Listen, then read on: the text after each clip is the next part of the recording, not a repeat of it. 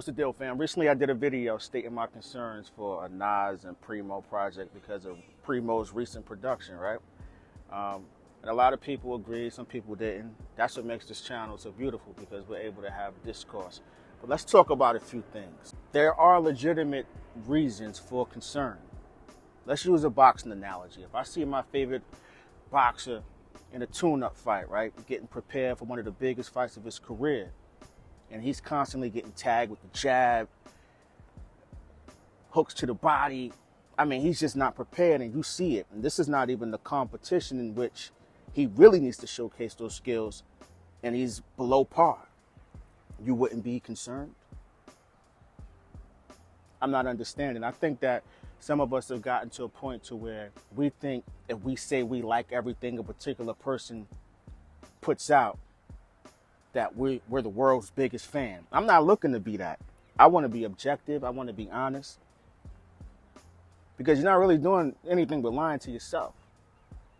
To say that there isn't a cause for concern and he's still batting 1,000 is disingenuous, especially when you, the fans, waited over 2 decades for the project. Why wouldn't you want it to be their best efforts? Why? I just want to know. Another thing, there's a difference between a sound and a signature. Hear me out. Some of you are saying, yo, his sound isn't punchy drums and this and that. Okay, that's cool. All right. But then you go on to say that his sound is scratching hooks. No, that's a signature. Pete Rock using sleigh bells as a hi-hat is not his sound. That's a signature.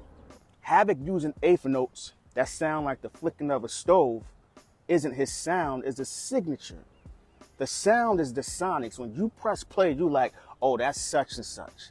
But we've gotten to a point to where we started to frown upon that, and now we're so far away from people having sounds to where we don't even know is a great thing.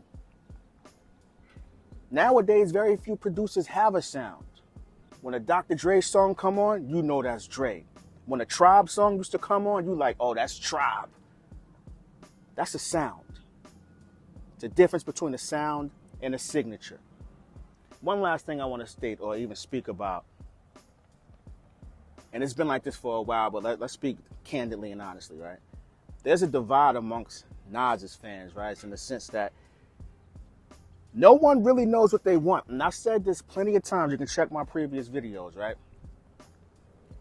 A lot of people want the Primo and Nas album, and I respect that.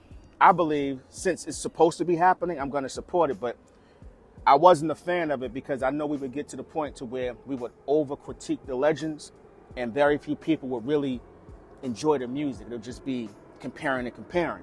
And it's hard to reach that standard when these two have such a great success rate. It literally comes down to debates and takes where people are just comparing you against you. You can't really win that, right? But I'm going to pose this question. As a fan of Nas and Primo, what type of album do you want? You want a fully produced album by Primo that's all boom bap? Because a lot of us in our minds think that Nas once upon a time was a boom bap rapper, right? Even Illmatic, it may be boom bap, but you have so many producers who are on people's Mount Rushmores that even if the genre or sound is boom bap, the originality, the creativity that these individuals possess are so different to where it checks all boxes. Can Primo do that by himself? Give you a full project? He has the talent. He's proven that his discography, it is what it is. But as a fan, what type of album do you want?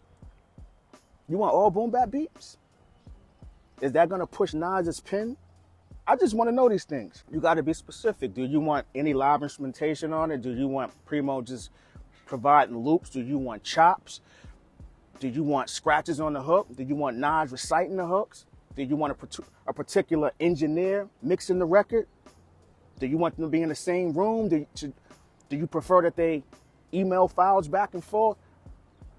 Those are the type of questions you have to ask yourself, because some of us get in the vein of just complaining. Do you want a ton of conceptual records from Nas? Do you want Nas to just go off, just rhyme? Those are the questions we need to be asking ourselves as supporters, because you know where I'm going with this. You need to support it, buy it, cop it, because sitting on the sidelines complaining about everything when you don't physically get up out your seat and support monetarily is pointless. It's pointless. It's pointless. So even if you don't like the first single that they've done, you wanted the project all along. So I think it's in our best interest, if you are a fan of hip hop, this is something you've been yearning for 2+ decades, to either go on your phone and cop up when it come out, go to a mom and pop, whichever other retail stores are carrying the product, and support the very thing that you've been asking for.